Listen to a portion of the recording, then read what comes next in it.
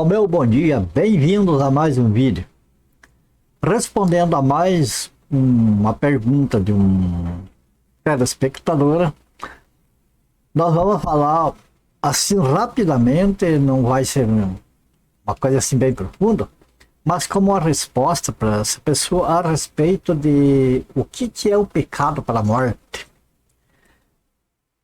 De início, assim, pode dizer que pecado para a morte, ele não é um pecado específico. A pessoa fez isto, está condenada à morte. Nós vamos ver que depende de algumas coisas. Nós vamos entrar aqui nas escrituras, ver alguns textos, e então daí nós damos prosseguimento ao nosso estudo, nosso comentário aqui a respeito do tema, tá bom? Vamos lá então. Ora, nós temos aqui o livro de 1 João, certo? 1 João, capítulo 5, versículo 17. Veja, aqui diz assim que toda iniquidade é pecado, e há pecado que não é para a morte. Tá. Agora nós temos aqui entender também o seguinte, que existe a morte física, que é a morte do corpo, onde o corpo vai lá para a sepultura. Sabemos que nós temos o lado espiritual, a alma e o espírito, né? Então existe também o que se pode chamar de morte espiritual ou eterna. Então na morte física o que acontece? O corpo vai para a sepultura e aguarda o dia do arrebatamento, do salvo, no caso, ou do perdido, lá a segunda ressurreição, lá o trono branco. E a morte espiritual ou eterna é aquela que a pessoa já está condenada ao lago de fogo. É eterno. Por que a morte eterna vai ser aniquilada? Não existe a aniquilação. Significa que a pessoa fica eternamente separada de Deus. A morte, o que é? Nada mais é do que uma separação em definitivo. Nós perdemos um ente querido, aqui nesta terra nós não vamos ver mais aquela pessoa. É uma separação definitiva. Veja bem, o salvo, ele está... o imaterial dele está com o Senhor, o corpo está na sepultura. Então para nós essa pessoa morreu, quer dizer, se separou, mas não significa que não vai existir mais, que foi aniquilado. Na ressurreição essa pessoa vai reviver de volta. Então morte não é como as pessoas pensam que é um aniquilamento. Morte é uma separação em definitivo. Por exemplo, como eu falei, a pessoa aqui, o nosso ente querido aqui, está com nós aqui, mas quando ele parte para a eternidade, vai estar em vida lá com o Senhor salvo, vai estar em vida, vai estar vivo, não vai estar morto. O corpo vai estar apenas aguardando se juntar novamente com o espírito e a alma e estar em vida lá com o Senhor. Mas para nós aqui é morte, porque aqui essa pessoa não volta mais nesse convívio com nós aqui nessa terra. Então morte, amado, significa separação em definitiva. E a morte eterna é a separação eterna da pessoa com Deus, da criatura com o seu Criador, certo? Então, uma vez entendido isso, veja, no mesmo livro de João, no capítulo 5, agora no versículo 16, né, anterior, nós vemos aqui, ó, o ensinamento que nós dá esse texto. Se alguém vir a seu irmão cometer pecado, não para a morte, pedirá, e Deus lhe dará vida aos que não pecarem para a morte. Há pecado para a morte, e por isso eu não digo que ore. Então, o que são os pecados para a morte? Nós vamos falar aqui do pecado de morte eterna. Morte eterna. E vamos procurar entender bem isso aqui, amado. Veja bem, no livro de Marcos, capítulo 3, versículo 28 ao 30. Jesus, né, instruindo aqui. Em verdade vos digo que tudo será perdoado aos filhos dos homens, os pecados e as blasfêmias que proferirem. Veja bem, tudo será perdoado. Com uma exceção, né? Mas aquele que blasfemar contra o Espírito Santo não tem perdão para sempre, visto que é réu de pecado eterno. Tem um outro texto que diz que não tem perdão nem neste século nem no outro. Pecado para a morte. Tá. E nós temos aqui no mesmo livro de Marcos, agora no capítulo 16, verso 16, o que diz? Quem crer e for batizado será salvo, quem porém não crer será condenado. O que tem a ver isso com o pecado e morte? Tem, amados, que quem crer e for batizado será salvo, vai viver eternamente com Cristo. Quem porém não crer será condenado. Condenado o quê? Ao lago de fogo. O que é o lago de fogo? A morte eterna. O que é essa morte eterna? Separação definitiva de Deus para a eternidade. Não tem mais saída de lá. Então, a gente vê que esses dois pecados são pecados para a morte. Agora vem aquela pergunta, mas e como é que acontece que um crente pode pecar para a morte, pode blasfemar contra o Espírito Santo? Jesus, e agora como é que vai? Ou cair na incredulidade? Amados, a incredulidade é uma coisa que é do que não é salvo, é do perdido. O perdido, aquele destinado à perdição, ele não vai crer. Porque o salvo, ele só é salvo porque Deus vivifica ele, implanta nele a semente divina, a semente do novo nascimento. Então, ele vive, ele é salvo. Mas o incrédulo, aquele que não crê, ele não crê definitivamente. Você pode ver uma pessoa hoje que é um incrédulo dos piores. Mas pode ser que lá na frente ainda ele se arrependa. Então nós não podemos julgar as pessoas, que as pessoas são incrédulas. A pessoa pode estar vivendo uma condição de incrédulo, mas pode lá na frente ser um salvo. Então nós não podemos julgar. Mas a verdade é que aquele que é incrédulo, mesmo aquele, não tem salvação. O pecado que conduz ele à perdição é não crer no Senhor Jesus. Esse é o pecado para a morte eterna. E a blasfêmia contra o Espírito Santo também. Agora, irmão, que tal se a gente peca, a gente blasfema contra o Espírito Santo? Não tem como, amados. Veja bem, o que aconteceu que a blasfêmia contra o Espírito Santo? O Senhor Jesus, ele estava em corpo aqui, em carne, pregando pela ação do Espírito Santo, e os fariseus, que eram os religiosos da época, mas não eram salvos, porque não creram no Senhor Jesus, e a condenação é a pessoa não crer. Veja bem, aqui Marcos 16. Quem não crer será condenado, é condenado. Então, os fariseus eram condenados porque não creram. Então não é que eles iam perder a salvação, eles já não eram salvos. Eles já não alcançaram a misericórdia de Deus. Entende? É a mesma coisa que quando Jesus estava expulsando demônios pelo Espírito Santo, o que aconteceu? Esses que já não eram salvos, eles acusavam que Jesus estava expulsando os demônios pelo Espírito de Beelzebul, por Espírito dos demônios. Eles atribuíam ao trabalho que o Senhor Jesus estava fazendo pelo Espírito Santo como sendo um trabalho feito pelo príncipe dos demônios, lá pelo Satanás. Então eles chamavam o Espírito Santo de Satanás. E a mesma coisa é os que chamam Satanás como sendo Espírito Santo. Mas veja bem, isso aqui não tem como o salvo cometer esse pecado. O salvo não comete esse pecado.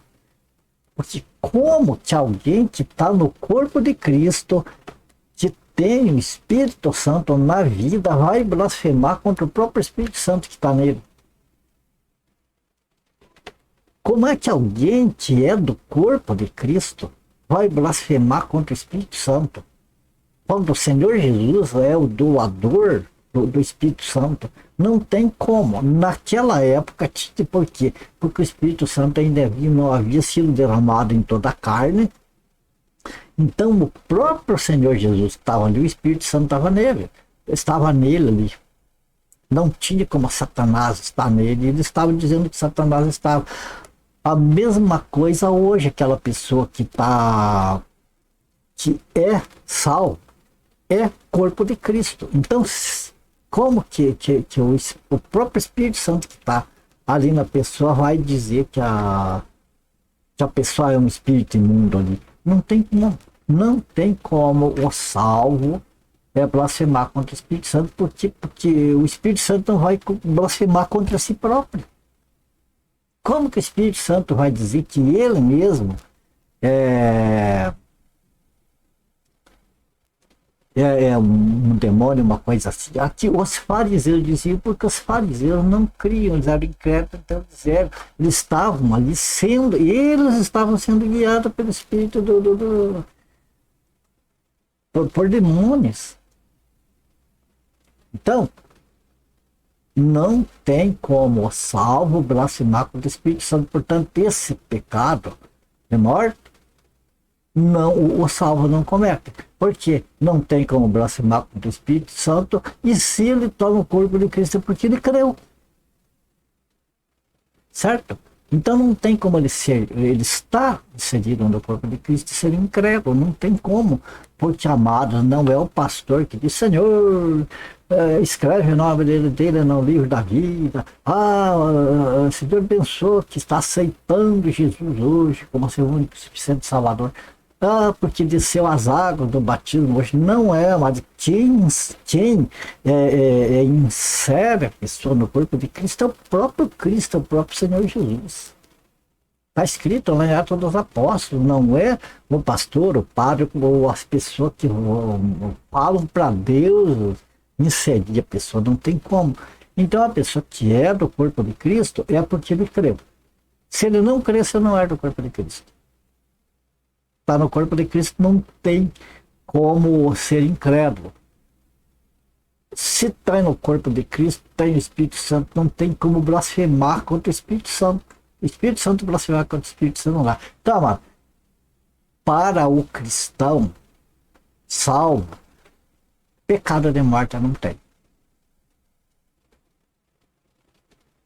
Morte espiritual. Agora corre o risco de morte física, sim. Veja bem, agora como a irmã lá que perguntou, o que é o pecado? O que é o pecado para a morte? Veja bem, o mau testemunho conduz à morte física. E a incredulidade, a morte eterna. Não significa que a incredulidade vai conduzir a pessoa à morte eterna. A pessoa que é incrédulo já está condenado à morte eterna. Percebe? Então só há o risco da pessoa correr o pecado de morte física, o mau testemunho. Tem vários textos que mostram Corá, Datã e Aguirão, eles pecaram para a morte, a terra engoliu eles vivos. Veja lá no livro de Números, capítulo 16, versículos 26 ao 34. Já vê mais aqui.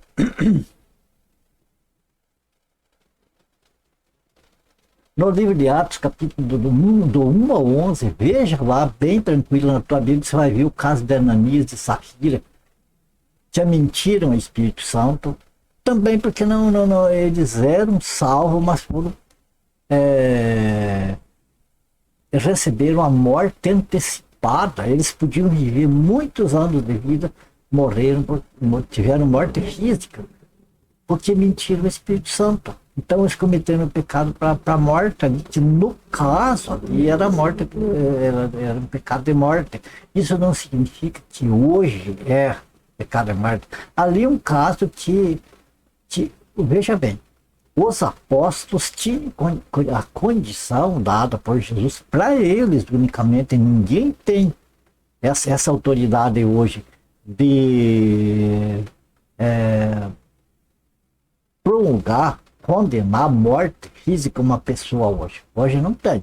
Não tem pastor, bispo, nem nada que tenha isso. Era só os apóstolos. Mas os apóstolos tinham. E aconteceu aqui. O pecado capital. Entende? Morte física. Veja bem, não mentiste aos homens, mas para Deus.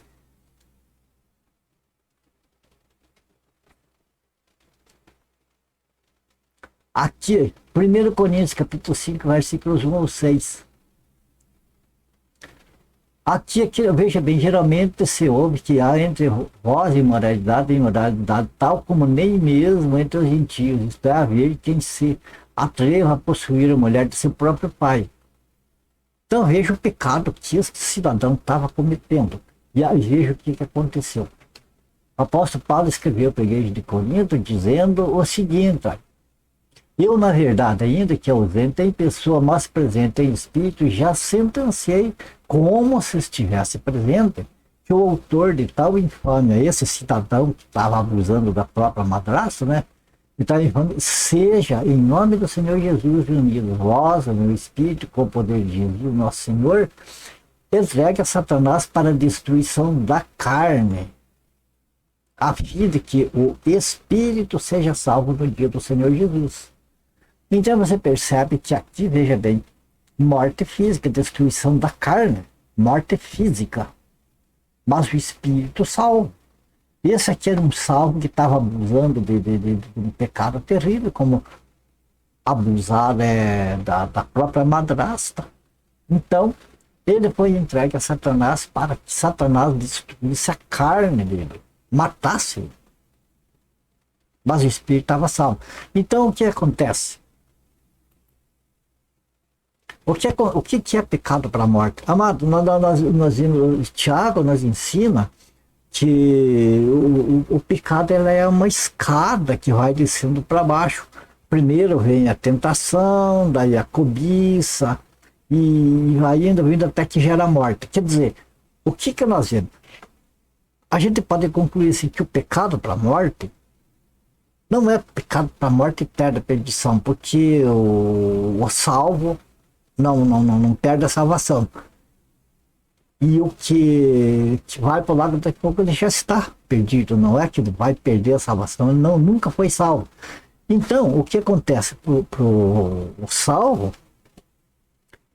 ele pode acontecer, mas veja bem, aconteceu descuido, por exemplo, a pessoa descuida da oração, descuida da leitura da Bíblia, fica se envolvendo com coisas deste mundo e deixando as coisas espirituais meio que de lado. Quando vê, ele se distanciou tanto das coisas de Deus que ele está até o pescoço afundado lá no mundo. Ele está vivendo a prática do pecado, se tornou um escravo do pecado. Daí essa pessoa, o que acontece? Essa pessoa, ele professa a fé cristã, mas vive totalmente diferente, vive do lado oposto de uma vida de um cristão, vive dando mau testemunho, vive dando mau exemplo para que o nome de Deus seja blasfemado, para que o evangelho seja blasfemado, para que outras pessoas que estavam se encaminhando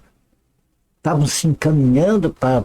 o evangelho, para as coisas de Deus, de repente vejo um mau testemunho e diz, ó, ser crente desse tipo, aí Deus me livre, então você como eu sou meu. Quer dizer, essa pessoa acaba sendo prejudicial para o evangelho em vez de ser útil para o evangelho. O que acontece, mano? É mais conveniente tirar essa pessoa de cena. É melhor que essa pessoa não faça nada do que ficar no mundo fazendo coisas erradas, enlameando o nome de Cristo, crucificando a Cristo novamente. Então, o próprio Deus tira essa pessoa. Não é que essa pessoa vai para o inferno, mas essa pessoa não serve para estar vivendo aqui dando mau testemunho, está atrapalhando o evangelho em vez de ajudar o evangelho. Então, amado, qual é o pecado para a morte? Podemos dizer que pode ser Vários pecados podem ser pecado para a morte, mas nunca para pecado para levar para o inferno. Pode ser pecado para a pessoa perder a vida antes do tempo. Pode acontecer um acidente, pode acontecer uma série de coisas. Então, como as escrituras nos mostram, que quando, o que nós devemos orar pelas pessoas, devemos orar uns pelos outros, a pessoa que pede oração, a gente deve orar. Mas quando alguém vem e diz assim, ore por fulano lá, e a gente sabe que aquela pessoa é uma pessoa que foi de cabeça lá para o mundão, essa pessoa está sujeita a perder a vida, e a Bíblia diz que a oração não vai resolver nada. Não adianta nem orar para essa pessoa, porque daí essa pessoa, no caso, já está condenada a sair desse mundo aqui, a não atrapalhar. Então, amados, pecado para a morte é isso aí. Pode ser uma série de coisas, vai depender muito da intensidade. O cristão peca, sim, tropeça, cai, mas confessa o seu pecado, levanta a cabeça, volta, luta contra o pecado para não estar caindo em pecado, e o Senhor o sustém. E a salvação não perde mais, mas pode perder a vida, pode perder sofrimento. Se entregue para Satanás, veja o que Satanás pode fazer na vida da pessoa. Certo? Então a gente encerra por aqui este vídeo. Eu acredito que ficou esclarecido, principalmente para a irmã que queria saber qual é o pecado, né, para a morte. E eu espero que tenha esclarecido a dúvida. E a minha oração é que o Senhor abençoe, guarda cada um de vocês, família de vocês. A minha gratidão a Deus em primeiro lugar, minha gratidão a vocês também. Ore por mim, por a minha família. Se for da graça do Senhor, nós se vemos no próximo vídeo, certo? Fiquem todos com Deus e até o próximo vídeo, então, se o Senhor nos permitir.